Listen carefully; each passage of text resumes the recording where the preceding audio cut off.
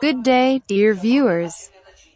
Today, on the Ukrainian food channel, we will cook with you a purely Ukrainian, ancient dish called SHPUNDRA. For SHPUNDRA, we need products, vegetables that was available in almost every village, in every house. These are vegetables like beets. We will take about 1 kilogram of beets. Let's take 3 onions. We will also need fatty pork. You can take ribs.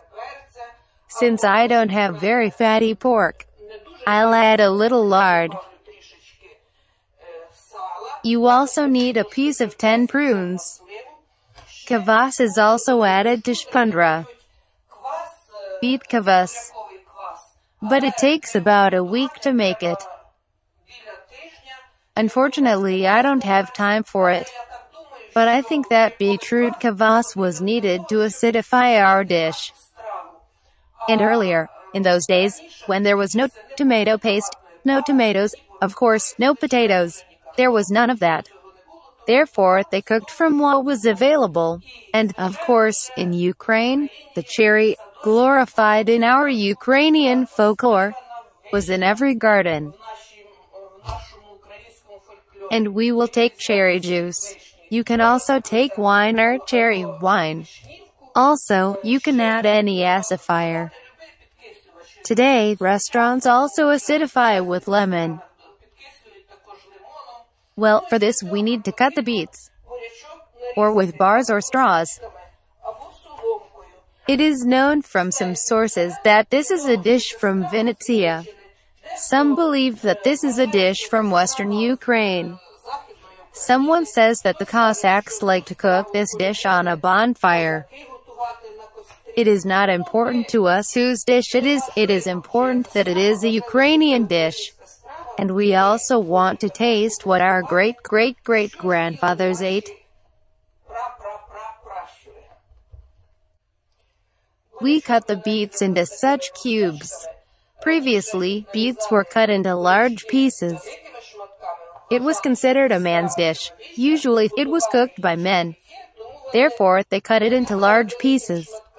Well, we will modernize and cut it smaller. Next, we cut the onion. And we had to cut a lard into small pieces, or some fatty pieces of pork. This is to make such pork as racklings. Because beetroot should float in the fat pork as racklings. This dish is not dietary. This is a hearty dish. It was necessary to feed a very large family quickly. And it was cooked hearty, so that everyone would be full and not hungry. And I will cut the meat into slightly larger pieces like these. Well, that's all. We have prepared a jar of cherries. We will open it later. Let's go to the stove. First, we fry pork as racklings. And only after our pork as racklings will float in such fat, we add pieces of meat and also fry until a golden crust. Do not forget to add salt and ground black pepper. Our ancestors used flour, millet, and buckwheat as a thickener. We will also cook the millet separately and add it to our SHPUNDRA. I will boil 1 to 2 parts of water and 1 part of millet.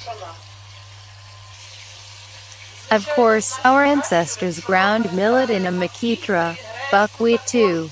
We've simplified our recipe and just boil it good for a long time.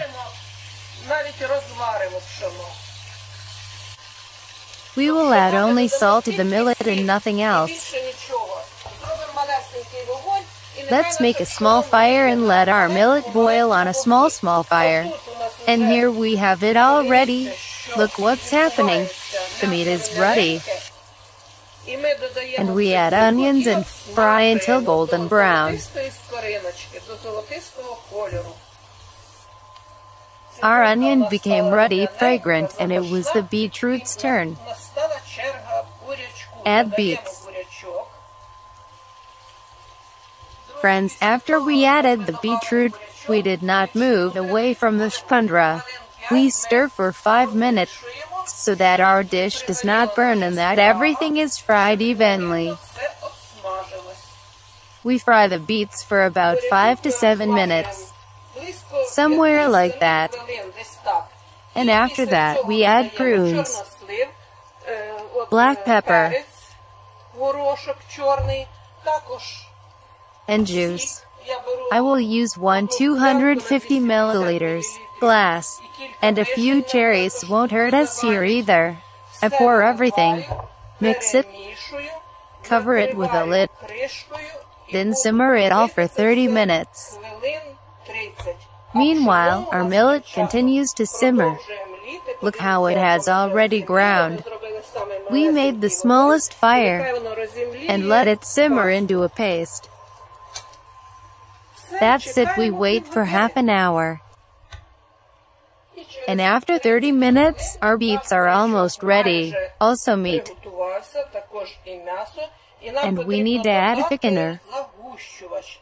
I will make such a funnel or a hole. And I'll add 3 spoons of such pureed millet.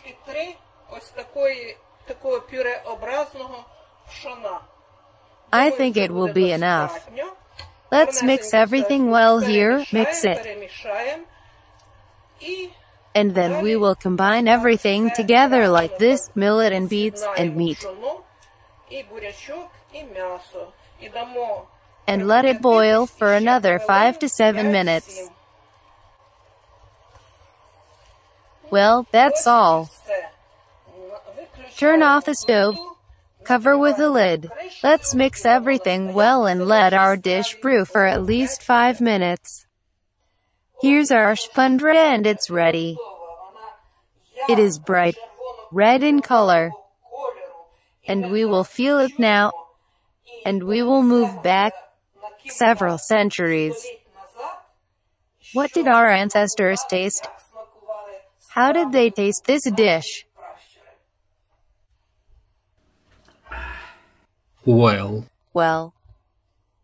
For the first time in my life, I will taste Ukrainian SHPUNDRA. Well, where to start? There is meat, there is beets. Carefully, I will start with beets first.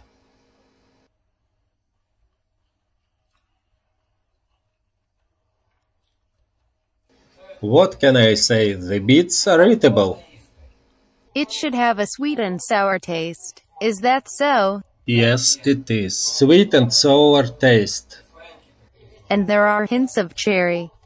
Very tasty. I tasted it.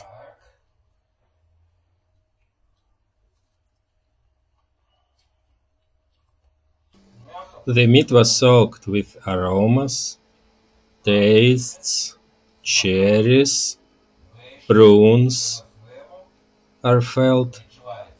It's very tasty.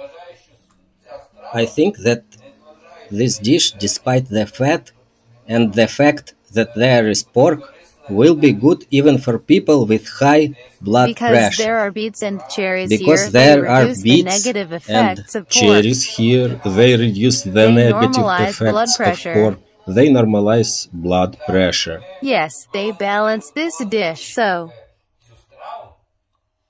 I recommend. I believe that if you will cook this, I recommend. I believe you will if be you satisfied. will cook this, It will be good for you. will be Goodbye, satisfied. friends. It will be good for you. Goodbye, friends.